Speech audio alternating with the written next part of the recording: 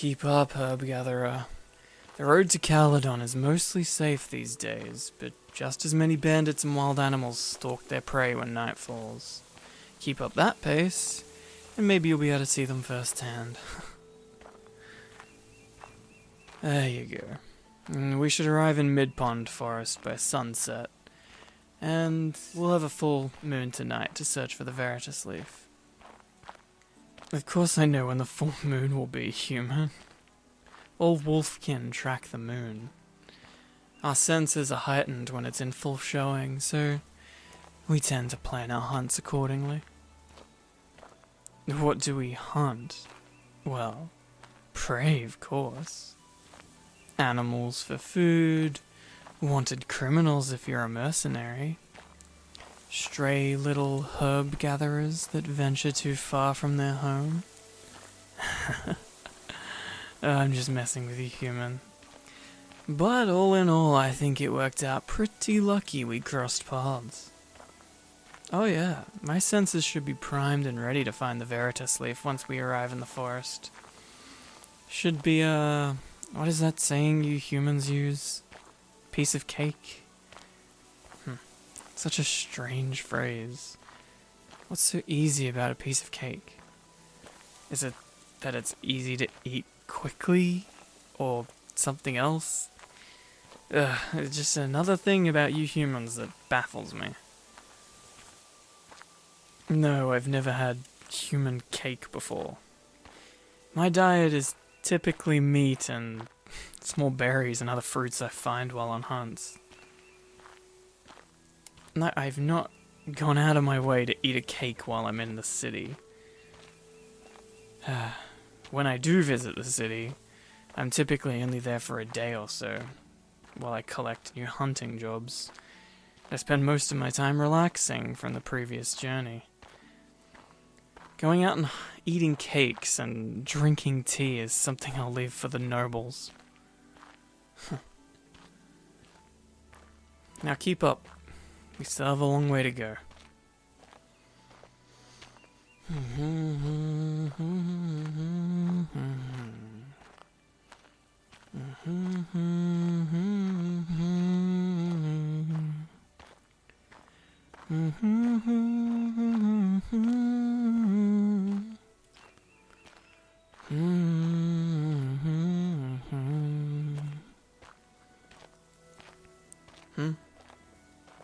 What am I humming?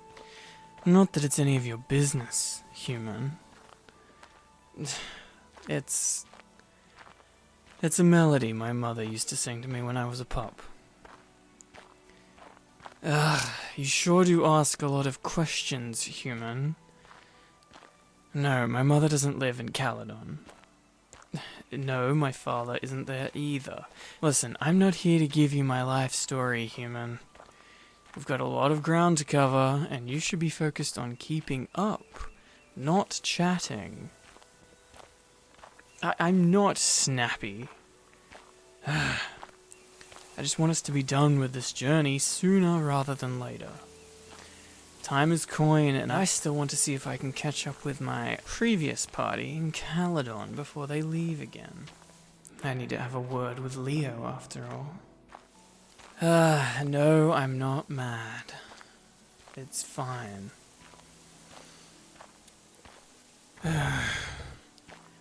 Listen, if I answer your incessant questions, will you at least try and pick up the pace? Fine. My father was a human from the north, and my mother a wolfkin from the southern packs. He was a blacksmith by trade, and my mother, a warrior, met him when trading for weapons and armor. They were both smitten with each other almost immediately, or so she told me. While their love was true, my mother's pack never allowed him to join with them. We never got along well with humans. But they had me in secret anyway. When the pack found out, he was cast away, and I haven't seen him since. My mother spoke of him often and fondly. It's been a long time since I've seen him, though. Perhaps he went to the west to tend to the dwarven forges, or Maybe to the eastern provinces to support the capital's war against the goblin hordes. I'm not sure. Us wolfkin are raised to be independent though, so it's not like I care that much. The only memento I have of him is this necklace I'm wearing. He forged it for my mother when they were secretly wed. She gave it to me when she... Well, never mind that. Come on, there's a river crossing up ahead.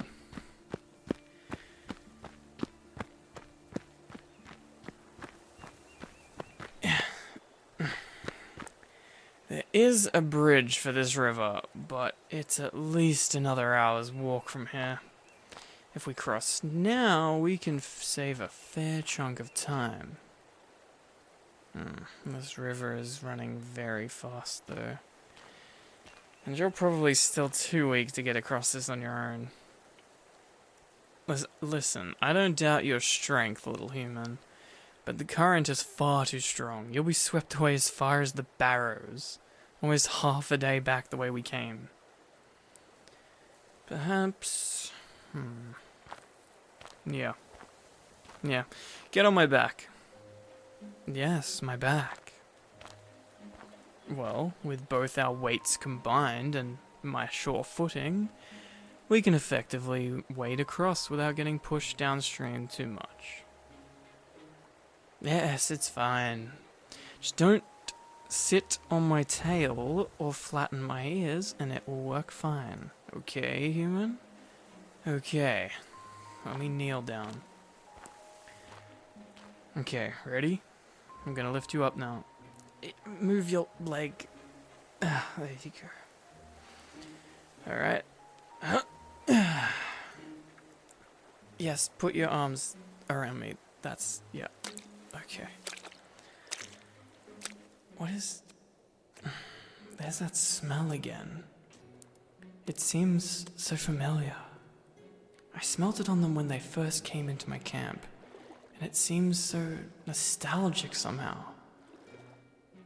Lavender. Huh? No, I'm fine. You're not too heavy. Here, hold on tight. I'm gonna start walking us into the deeper part. Why does this scent haunt me so? It reminds me of when I was younger? When I was with my mother, maybe? Could it be... Huh, human? What is it? Watch out. For what? Oh, come on. There's a log coming right for us. Hey, hold on tight. I'm gonna have to toss you the remaining distance. The shore isn't too far. Nope, no time to protest. Get ready. Crap. Now it's just me in the way. And I really didn't want to get my ears wet. Ah, by the goddess.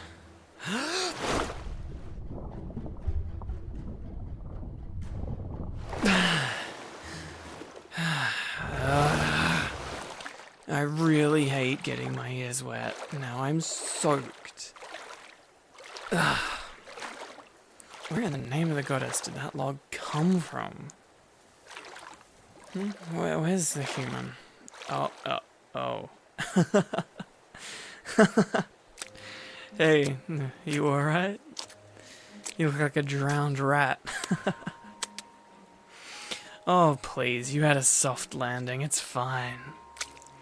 I did not throw you that hard.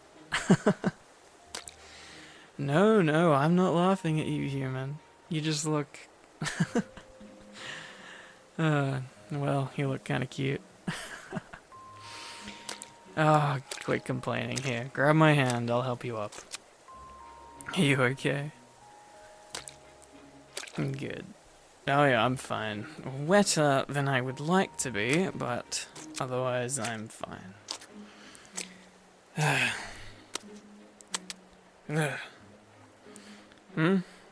You thought my senses were supposed to be good. They are? What are you implying? Why didn't I see the log coming? Well, I mean, I was distracted somewhat. Never mind by what. Anyway, dry yourself off. Let's get back to the road.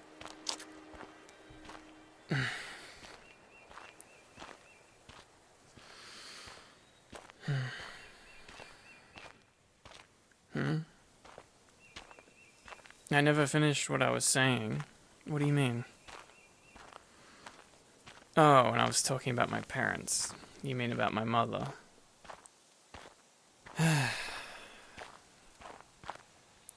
My mother passed some time ago. Thank you for the condolences, but it's really fine. I've accepted her death. Happened when I was just a pup, after all. And with losing my father around the same time, I guess I'm used to it at this point. Anyway. What was she like? She was a warrior. I guess you could say she died fulfilling her duty. Her duty to protect the innocent and slay those not so inclined. No, it's fine. I don't mind you asking. It's been a while since I've thought about it. Well, she fought in many a battle in her time, but her final one came in the form of a band of highwaymen. I was there with her. It was a night like any other. My mother was teaching me to hunt small prey by moonlight, rabbits and voles and the like. We were skirting the edges of the main road between farmland and the nearby town, when we caught the scent of something approaching.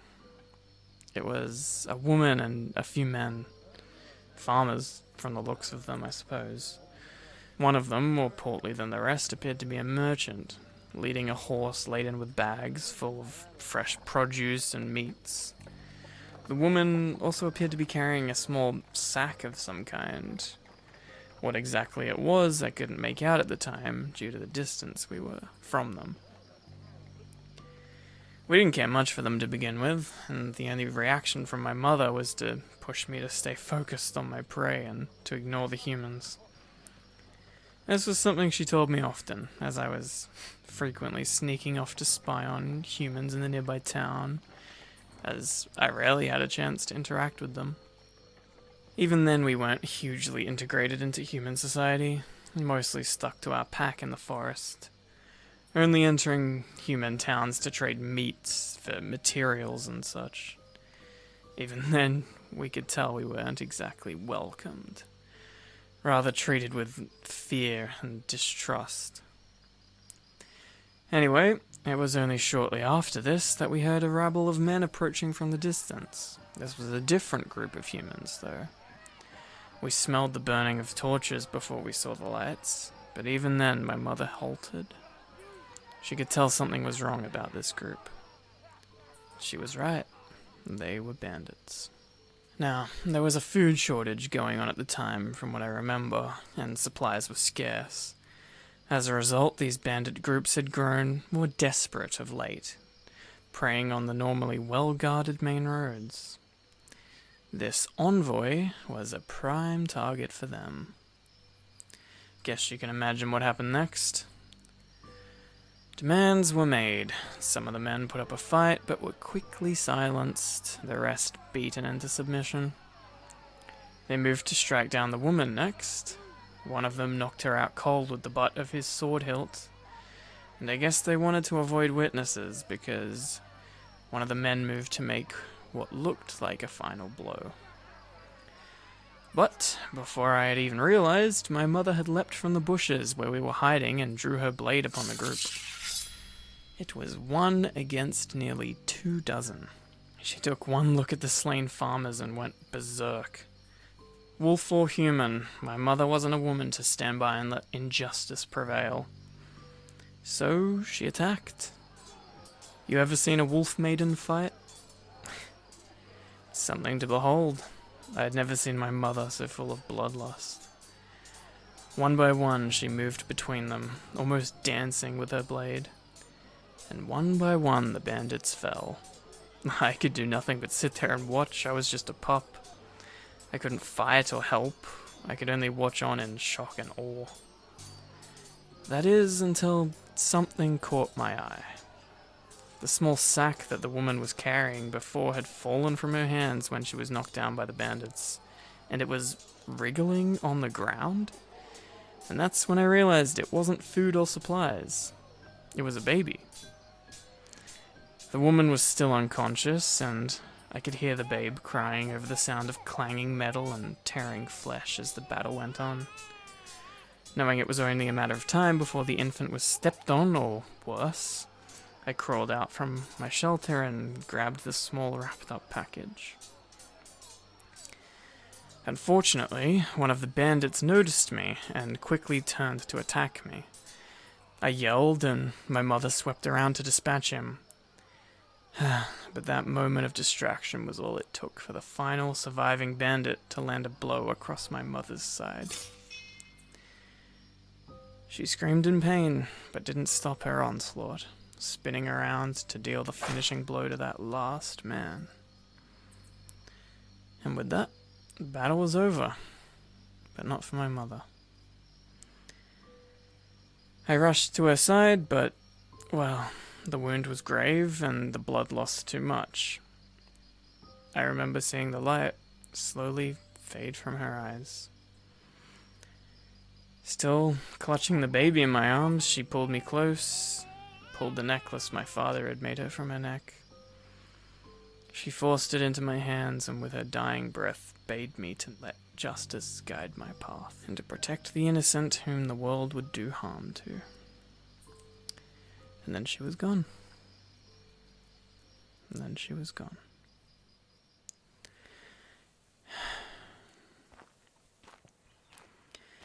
It's alright. Like I said, it's been many years since then, and life goes on. My mother's blood still runs on through me, and I honor her memory by living as fully as I can. What happened after that? Well, shortly after, a few of my pack's scouts actually showed up to the aftermath of the fight. Just too late. And upon seeing my mother, they bid me help the surviving humans back to town while they took care of my mother's body. I suspect I was in too much shock to argue. They took her body back with them to our camp, and I helped the merchant lift up the unconscious lady so he could carry her. I remember I was still holding the baby tightly in my arms that whole time. For some reason, it felt like the only thing important left in the world. Something I had to protect at all costs. I had lost my mother, my father was nowhere to be found, but I wasn't going to lose this small human. Strange. Anyway, upon returning to town, the merchant rewarded me with some coin and promised better trade for my people in honor of my mother's sacrifice, but I didn't care. I scornfully told him where he could put his coin, and after begrudgingly handing the baby to the town's doctor, I turned tail and ran back to my camp. I didn't want to see humans ever again. Despite my mother's words, I didn't care for peace or justice. Where was the justice for my mother's death? Thanks to him and the rest of the humans, my mother was dead. I hated humans.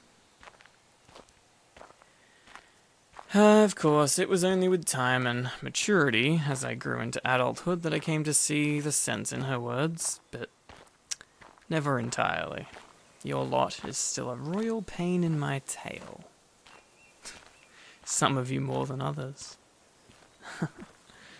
I'm only kidding. You're not too bad. You know, you might be one of the least painful humans I've had to deal with. Not that that says much.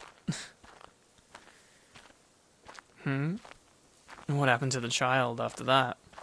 Well, the mother fully recovered despite the head wound, and the child continued to grow up in that same farmland town.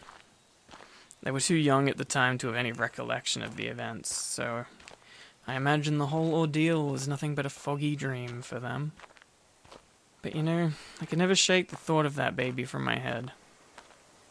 Even growing up, despite my hatred of humans, I would often sneak out to the town to spy on them. I needed to know they were safe. I'd scare away foxes that snuck up on them when they would play in the fields, and sometimes I'd even leave fruits and acorns outside their window as gifts. Call it strange, but I wanted them to know someone was looking out for them. Everyone should have that. I had lost it, so at the very least, I guess I just wanted to give it to someone else. Why? Well, as a child myself at the time, I was also pretty confused about that. I talked to my village elder and, well, it's not very common, but have you heard of imprinting? It's said to happen when wolfkin have skin-to-skin contact with someone more vulnerable than themselves. It's typically a thing between mothers and their cubs, but it's been said to happen between other races as well. I guess I might have imprinted onto this particular human, but I'm not sure.